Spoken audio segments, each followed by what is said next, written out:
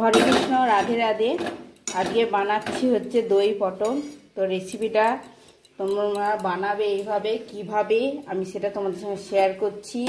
এই ঠান্ডার দিনে বাইরে বৃষ্টি পড়ছে আর আমি বানিয়েছি হচ্ছে দই পটল। তো এই দেখো ঢেলে নিচ্ছি, একদম কাছ থেকে দেখাচ্ছি, দেখো কতটা লোভনীয়। হ্যাঁ, 2 পিস দই পটল দিয়ে অন্য একদম শেষ। আর তোমাদেরকে অন্য কোনো সবজি রান্না না করলেও হবে, একদম 10 মিনিটের মধ্যে রান্না হয়ে যাবে, কারণ এটাতে কোনো ঝামেলাই নেই। ঘরে শুধু একটু থাকবে দই, আর বেশিরভাগই সবারই ফ্রিজে একটু আধটু দই থাকেই। দই না থাকা ফ্রিজ খুব কম। তো এইভাবে দই পটলের রেসিপিটা তোমরা বানাবে, তারপর আমাকে জানাবে কমেন্টসে যে কেমন হয়েছে। এই দেখো,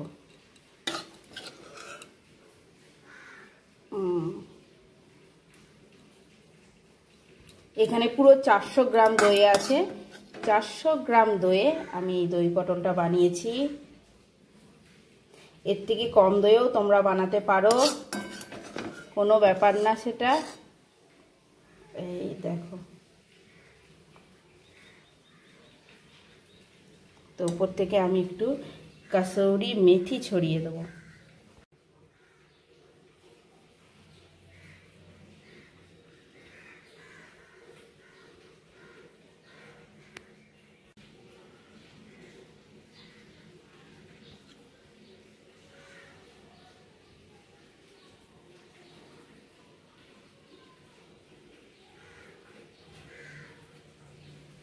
তো স্ম্যাশ করে কাসৌরি মেথি ছড়িয়ে দিলাম উপর থেকে। এটা যখন আমি ভগবানের প্রসাদের ভোগ লাগানোর পর তখন মিক্স করে নেব।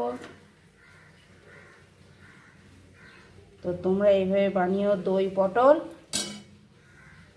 হরে কৃষ্ণ, রাধে রাধে।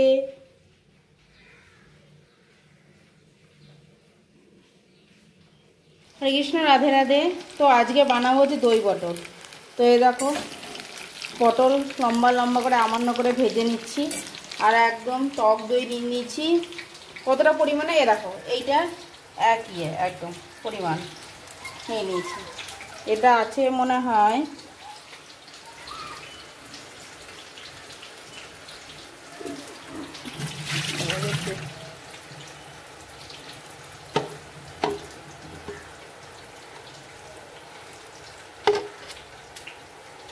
400 গ্রাম। তো 400 গ্রাম টক দই নিয়ে নিয়েছি। এ দেখো, যেহেতু ঘরে অনেকটা দই আছে বলে বেশি করে দই দেবো, আর দই খাওয়া ভালো শরীরের পক্ষে, তাই জন্য দইটা নিয়ে নিয়েছি। তো এবার পটলগুলো তুলে নেব। আর বাইরে চরম বৃষ্টি হচ্ছে। বর্ষা হবে না করে একদম দারুণ বর্ষা হয়ে গেল। 2 দিন ধরে বৃষ্টি হচ্ছে আমাদের এইদিকে সাঁইথিয়াতে। রোদ ওঠেনি, জামা কাপড় শোকায়নি, সবাই আছে দোকানে, বাড়িতে আমি একা।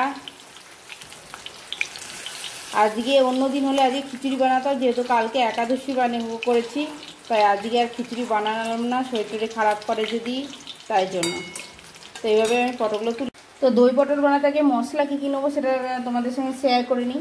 সেটা হচ্ছে, এখানে লঙ্কা বাটা আছে, শুকনো লঙ্কা আমি বেটে নিয়েছি, সেই লঙ্কা বাটা, আদা বাটা, যেহেতু লঙ্কা বাটাটা ওইটুকু লাগবে, তার সঙ্গে আমি আদা বাটা মিক্স করে নিলাম। আর এখানে ধনে আর জিরে বেটে নিচ্ছি, সেটাও নিয়ে নিলাম। ব্যাস, এবার চলে আসো এখানে কড়াইয়ে চলে এলাম। এবার কড়াই ফোড়ন দিচ্ছি, একটা তেজপাতা, শুকনো লঙ্কা, 5 ফোড়ন। তো এটা ভাজা ভাজা হয়ে যাওয়ার পর এবার মশলাটা দিয়ে দিচ্ছি।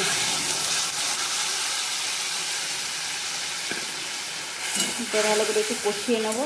এখানে টমেটো দেবো না, কারণ যেহেতু অনেকটা টক দই দিচ্ছি, তাই টমেটো দিলে খুব টক হয়ে যাবে, তার জন্য টক দই দেবো না।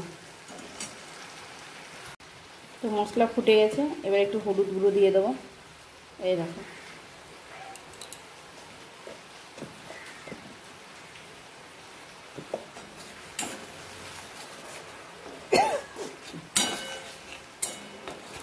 মশলাটাকে ঝাল দিচ্ছে। এটাকে একটু ভালো করে কষিয়ে নেব। আমি দই দিয়েও আগে ভালো করে কষিয়ে তেল ছাড়বে, তারপরে পটলগুলো দেবো। পটলগুলো ভালো করে ভাজাই আছে, যেহেতু অতটা টক দিয়ে দিয়েছি, একটু মিষ্টি না দিলে ভালো লাগবে না, তো আমি একটু গুড় দিয়ে দিলাম।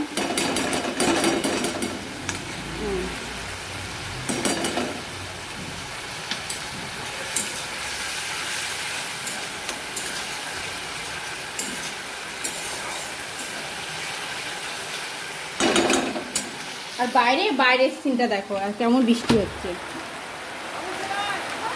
দারুণ বৃষ্টি হচ্ছে, ফাটাফাটি বৃষ্টি হচ্ছে।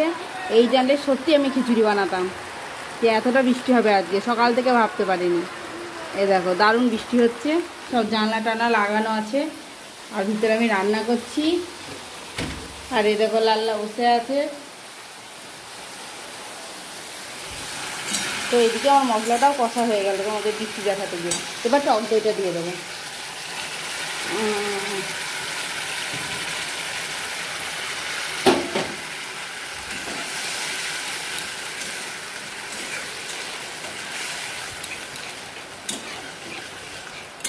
এটাকে এবার ভালো করে কষাবো। আমি দই খাই না, কিন্তু তরকারির মধ্যে দই দিলে সেই দইটা খাই।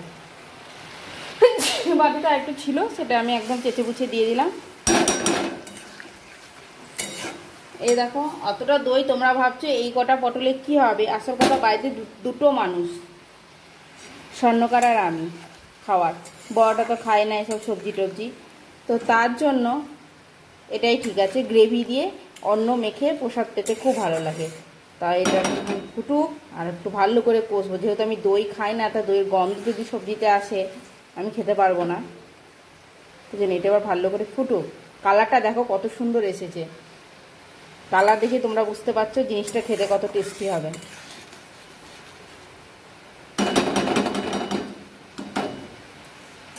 ফুটছে, এবার আমি লবণটা দিয়ে দেবো। মিষ্টি তো দেওয়া হয়ে গেছে,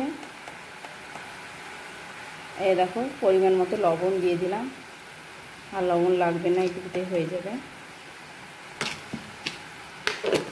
এটা মাখা মাখা হবে, এটা এখন ভালো করে কষতে হবে। যত ফুটবে তত দইয়ের গন্ধটাও চলে যাবে, খুব সুন্দর স্বাদ আসবে। এই দই দিয়ে একটা পকোড়া রেসিপি আমার মা বানাতো, সেটা তোমাদের সঙ্গে একদিন শেয়ার করবো। ওটাও দারুণ দারুণ খেতে, একটা সবজি দিয়ে প্রসাদ পাওয়া হয়ে যাবে, আর সবজি না করলেও হবে। এটা এখন ভালো করে কষি।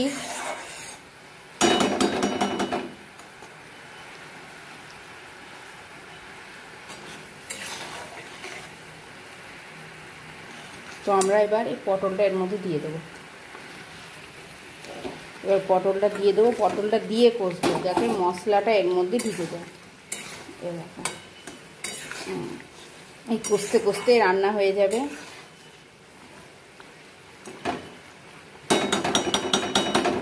দেখো কত সুন্দর লাগছে দেখতে।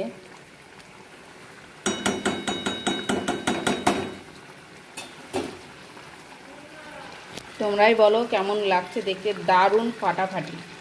তো এই মশলাটা, দইটা যত ফুটবে, দইয়ের যত মশলাগুলো আছে পটলের মধ্যে ঢুকে যাবে, কারণ আদা আর ধনে জিরে যে পেস্টটা আমি যখন মশলাটা ভালো করে ভেজে নিয়েছি, তো দই তো জানোই এটা কোনো ব্যাপার নয়।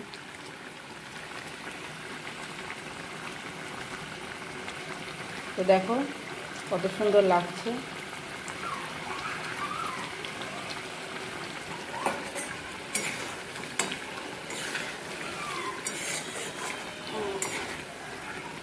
তো পটল যেহেতু একটু শক্ত শক্ত আছে, আমি একটু ঢেকে দেবো। গ্যাসের ফ্লেমটা কমিয়ে দিলাম, এ দেখো, দিয়ে একটু ঢেকে দেবো, তাহলেই রেডি হয়ে যাবে। একটু ঢেকে দেবো, এই দই দিয়েই জিনিসটা সিদ্ধ হয়ে যাবে। তোমরা কি ভাবছো লঙ্কাটা উপরে দিলাম বলে তোমাদের নজর লাগবে? একদমই না, তোমরা প্রসাদটা বানিয়ে খাবে, খুব টেস্টি দেখবে, দারুণ লাগবে। এটা ফ্রাই রাইস বা জিরে রাইসের সঙ্গে দারুণ লাগে। তো আমি যেহেতু আজকে জিরে রাইস বানাচ্ছি না, ওই একই প্রবলেম যে দ্বাদশী, আজকে বেশি কিছু খাওয়া যাবে না, শরীর খারাপ করবে, তাকে পুরো ফল খেয়ে একাদশী করেছি, ওই জন্য আরও। তো আমি এবার ঢাকা দিয়ে দিচ্ছি। এবার এটা 10 মিনিট পর খুলবো। তো এই দেখো অনেকটাই মাখা মাখা হয়ে গেছে। আর জলটা মারবো না, একটু গ্রেভি না থাকলে ভালো লাগে না। তো উপর থেকে একটু গরম মশলা ছড়িয়ে দেবো। এটা একদম আমার হোমমেড হাতে তৈরি গরম মশলা। ব্যাস, এবং মিক্স করে নেবো। তার উপর থেকে একটু কাসুরি মেথি ছড়িয়ে দেবো। তো আগে ঢেলে নেবো, তারপরে কাসুরি মেথি ছড়াবো। তো রেডি দই পটল।